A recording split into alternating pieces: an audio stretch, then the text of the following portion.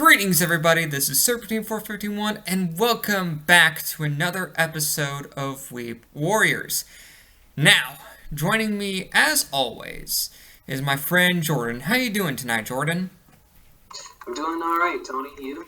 Well, I learned that my schedule at work is going to be changing, so I'm willing to do the reviews as usual, but it may be considerably shorter than it usually is. Work is fun, right? And that won't take effect until the 1st of December. Yeah. But anyway, Fun.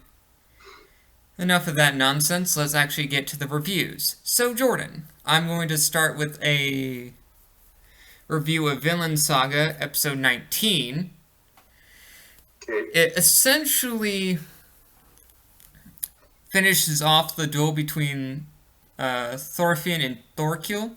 We get a little bit more of Thorkell's history with Thorfinn's father, and how Thorkell is Thorfinn's great uncle.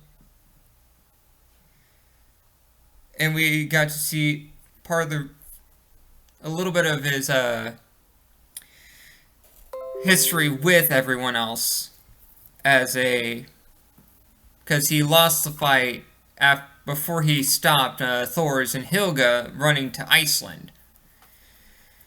And we also get to see the young prince, Canute, actually stop the duel, because Thorkell had... Well, best way I can explain it, the duel pretty much ends with Thorkell being the loser and ending up becoming the vassal to Canute. And that's basically the episode, really.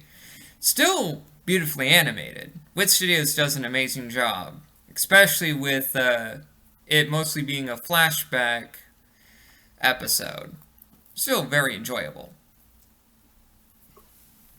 But enough of that. Let's actually get to the shows that we reviewed together. So what do you want to start with, Jordan? Alright, at the top of the queue for me is Dr. Stone, episode 21, The Spartan Crafts Club. So the episode kicks off on the tail end of the Age of Energy, where... I should have looked up the... They built a hydro... The names are not coming to me right now. Chrome and the old man built a... Yes. Chrome, there it is. They basically built something that later became the hydroelectric generator. Yes, so they built the water wheel, which then became a hydroelectric generator, and then became an upgraded foundry, I suppose, for metal.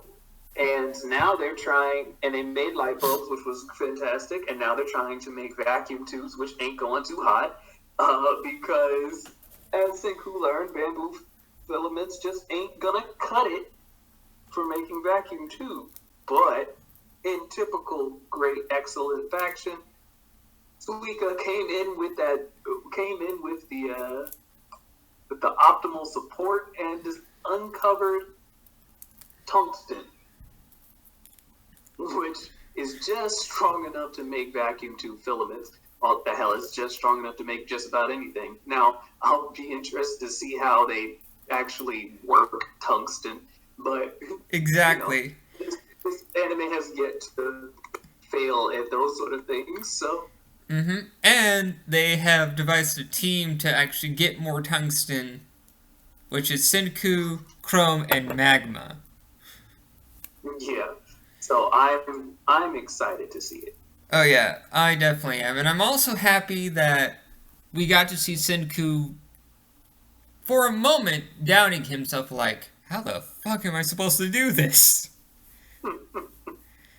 And then, like you said, Suika comes in like, I want to be more helpful. I want to show everyone that I am useful. Which she already is useful. Right. Yeah, a little watermelon spy does enough. And she thinks she doesn't do enough. mean, she's a good girl. That she is. She's good. She's good enough. But I think, and no one's looting her, which is amazing yeah, and thank the great. Lord. Thank the Lord. And isn't it amusing that we have the rest of the village preparing for winter, and then we have this moment where they actually make Christmas lights? Because of course you need to like flex your power to say, "Hey, we made enough light bulbs to actually make Christmas lights, bitches."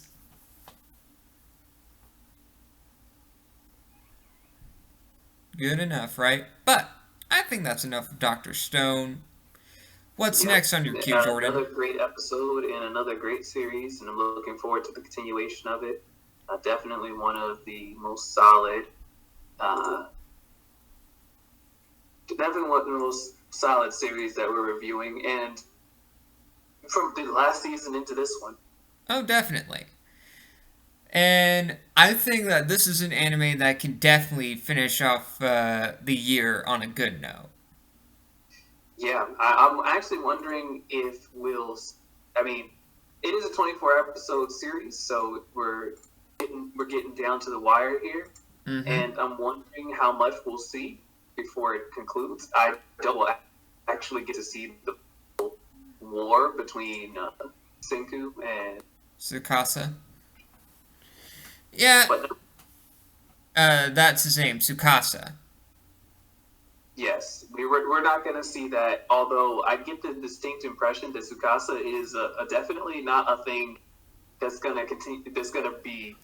He's not going to be the antagonist throughout the entire series. I get that. I get the distinct impression. Yeah, he's a good first part villain, so to speak. And I'm sure there are a few other individuals that will come after he's Yeah, there's defeated. too much stuff going on in this world for this to just be that, and it doesn't move us any closer to understanding. You know, like their conflict, while important, doesn't actually lead us to a point of understanding. Definitely, yeah. So, what's next on your queue, Jordan?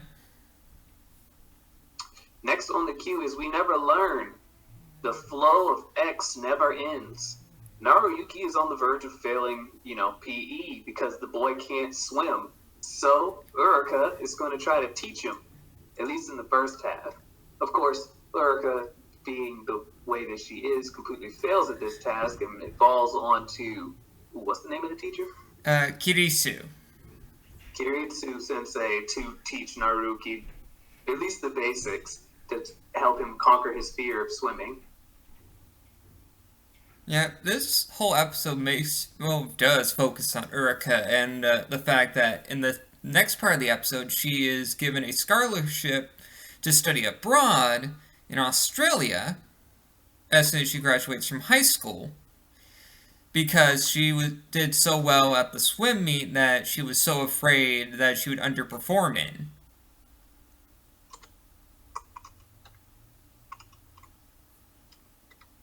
Yeah, pressure will do that to you. And we also we had a nice moment between her and Kirisu, or I like to refer to her by her first name, Fuyu, where, Nobody does that. oh, I do. Because I try to remember at least first names, because sometimes last names can just fuck with me. But anyway, Kirisu gives Urika some advice on, like, yeah, you have things that, yeah, it's okay to be afraid, but it's that fear that will drive you forward. That's not exactly what she said, but that's kind of the point she was trying to say. And I thought, I guess I feel like a lot of it was just being more reasonable with her own expectations, in conjunction with not letting fear rule her. yep, very true. And that's what I kind of enjoyed. And plus, the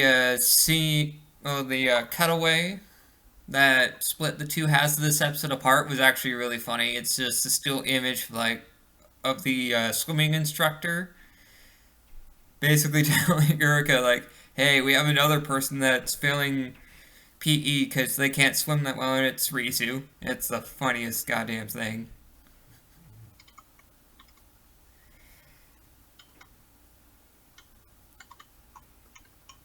But still, we can definitely see that in this episode that Urika has grown as a character. She decides for herself that she wants to do something to further herself and not to be ruled by fear anymore. But she still is an innocent maiden for the simple fact that she can't tell Narayuki how she feels. I suppose there's a degree of innocence, but also just a degree of full-on stupidity, you know? Oh, you're right about that, too. Some of these well, she's one of the few characters that is, a few bulbs short.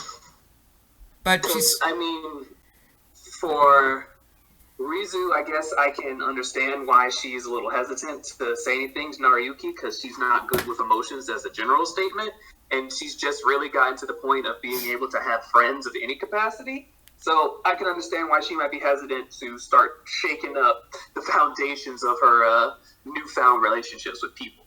Exactly, and then Fumino just tries her damnedest. Well, yeah, Fumino's definitely stuck in a weird situation where even if she's not in a space, I guess, to consider if she has feelings for him, because she's trying to put all of her effort into supporting her friends, friend's romantic interest, to the exclusion of her own at this point, which isn't necessarily a healthy way of going about things, but it is the way that she is elected to do so. Yeah, definitely not healthy at all. Good lord. And then we have our boy Narayuki, who is, well, like any other protagonist in this sort of situation, is denser than a sack of rocks. Yeah, I mean, my dude is just a brick. Just a whole ass brick. But at least we have a protagonist in a similar situation that isn't completely a sack of bricks. And who was that? Joro from Oresuki. I mean, yes, Joro's not a complete and total sack of bricks. He's just close. But in Oresuki episode 8, before I knew it, my tragedy had already begun. Joro is actually confronted a kind-hearted girl. Jesus Christ. Is actually confronted with a kind-hearted girl that he interacted with during the same event that led everyone else to fall in love with Sunshine, but her name is Tsubaki. Yeah, there we go. Combining the second characters from her first and last name, because apparently that makes good sense in universe. Yep. Tsubaki is great. Just a nice, solid, innocent girl, just trying to repay Joro for inspiring her life. But as was pointed out by Pansy, she definitely confuses her emotions of admiration with those of romantic inclination, and Joro sort of leans into that in an attempt to, avoid having to deal with the increasingly obvious romantic feelings that Cosmo has for him. Definitely, yeah. And the funniest thing crazy because he spent so much energy trying to entrap either Cosmo or Himawari in the very beginning of the series, and now he's just trying to avoid her affections. He's just a confusing little man sometimes. Exactly, and I'm thinking to myself, good lord, and at the first part of the episode where he basically tries to think, oh, this bitch is up to something. Bam. When he was doing that, oh, I will be tricked by you. But then she breaks through and it's just like, yes, if this be the devil, then let it be. Yeah, she's like, oh, she's not a demon, she's an angel. Oh, good lord. Thank you, angel, for saving my life. Oh, Jesus. Then we also got introduced to two other characters, Cherry and I forgot the blue-haired one's name. They were helping Joro because he lost the damn book that Pansy gave him, and it got scuffed to shit. But at least he said, well, I'm gonna buy you a new one, so I need to find a part-time job. And haven't you noticed that she was definitely nonchalant about the whole situation? It's Yeah, like, yeah, she was. She did not care. yeah, I think that the book held a greater significance than Joro initially thought. Or she just said, hey, this is my favorite book. I'm gonna let you borrow it. Let's see what happens.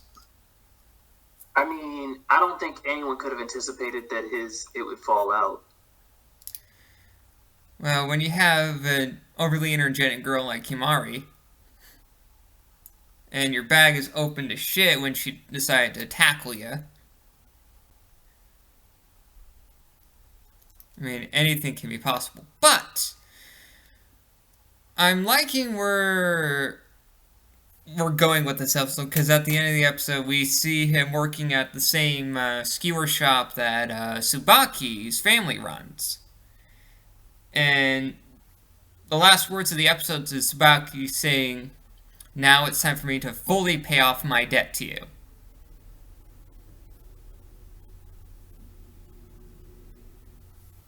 I kind of enjoyed that. But I think we pretty much said all we wanted to say on this. So what's next up on your queue there, Jordan? Next up on the queue is My Hero Academia episode 69, An Unpleasant Talk.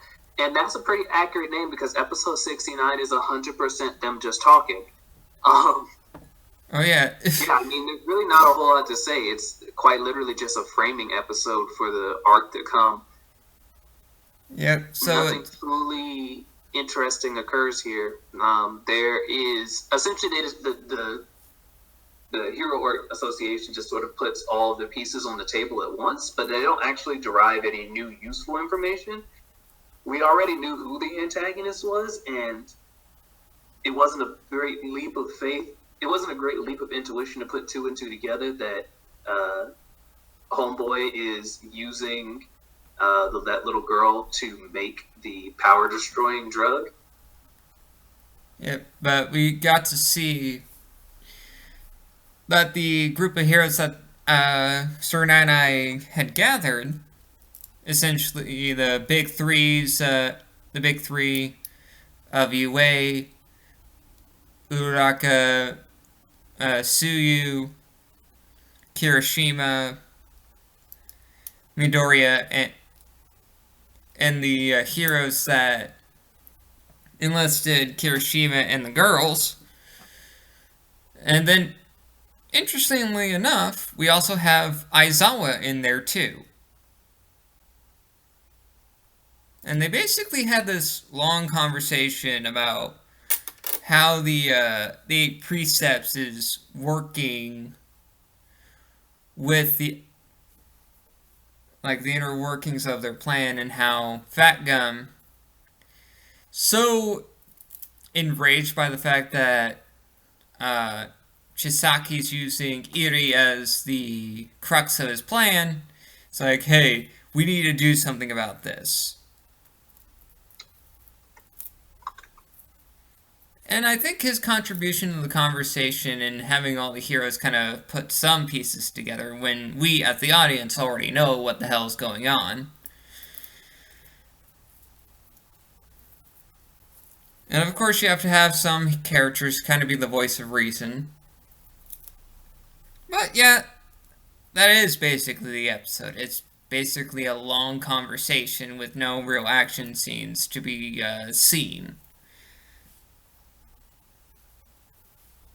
I think that would be enough for that, Jordan. So, on to our last show. It's nothing. And the last show on the list is actually Welcome to Demon School. Iruma-kun, Head Over Heels for Clara. So Clara is jealous that Iruma is spending time with what's her name again? Emery. Amory. Yeah. She doesn't know the nature of the relationship, but she doesn't appreciate it. She feels as though Amory is trying to steal Iruma away from her, bringing up a mixture of emotions that I can only sort of translate as, well, I guess jealousy is the correct one, but it appears to be some mixture of romantic feelings and just general friendship. I don't want my friends to disappear.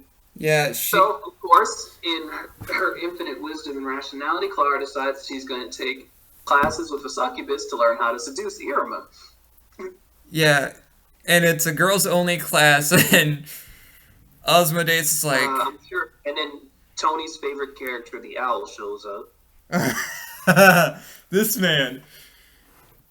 Well, he just doesn't care. Yeah. Well, even though I like owls as birds, this character is just so superfluous. He just exists for the sake of comedy. Actually, one of my favorite characters. He's integral to the story, Tony. Clearly, this anime would be nothing without nameless Owl Boy. Yeah, this pervert that wants to keep his school life safe and just perving on girls and learning how to seduce. Our Owl Boy is basically a Mineta character. But I will say that one of my favorite characters is like this.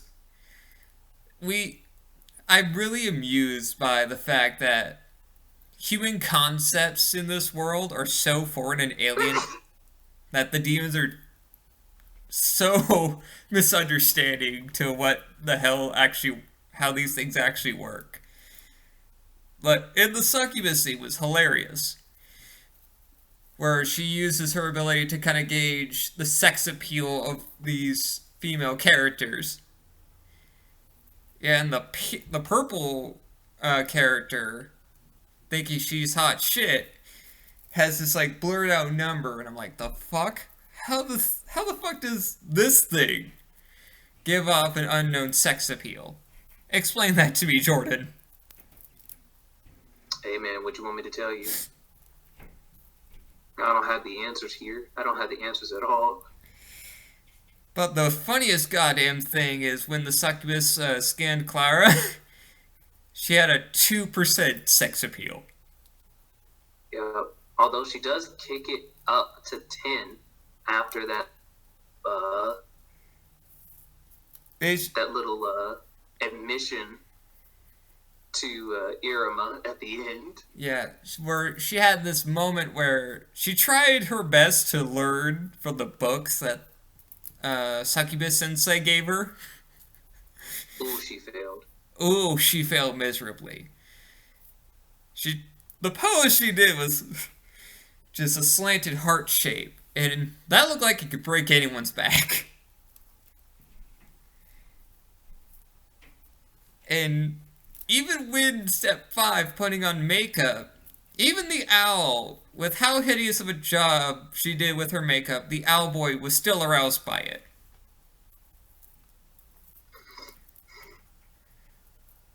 I mean, I understand some frustrations, but that's going too far, bro. She looked like a kabuki actor. Good Jesus.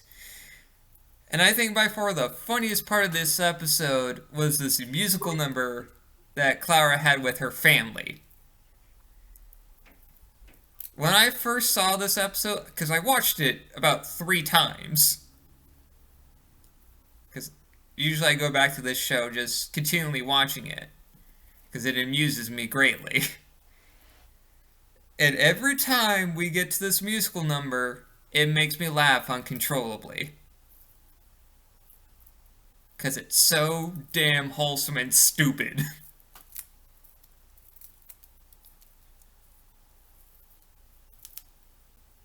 Well, I think that's enough of that, though. So, on the soapbox discussion, since we're close to Thanksgiving, like, well, in the next few days here, I would say this will be the question here. What is one thing in anime that we can be thankful for? What? Well, what I'm trying to say here is since we're in the season of thanks and whatnot, and trying to. um, I suppose I am thankful for anime's regularity. It gives me something to look forward to every change of the season, and at least gives me something to discuss. It's a part of my childhood that I was able to carry with me into adulthood with with like a degree of being reasonable, and yeah. Yeah, and I can agree with you there. And plus, I'm very thankful that with anime, it gives me this nice creative outlet. I can see more concepts and creative energy just flowing through a different medium that most people aren't really accustomed to. And I think that's the beautiful thing. You can find creativity anywhere. And I think with that, folks, we will end this episode of Weeb Warriors here. And now, I will say that scheduling will not change for Weeb Warriors. We will do the reviews every Tuesday, but I gotta make sure that I will be able to go into work as soon as I possibly can. So, with that being said, I'd like to thank everyone for joining us, and hopefully, we will see you guys again next week. Catch you guys later.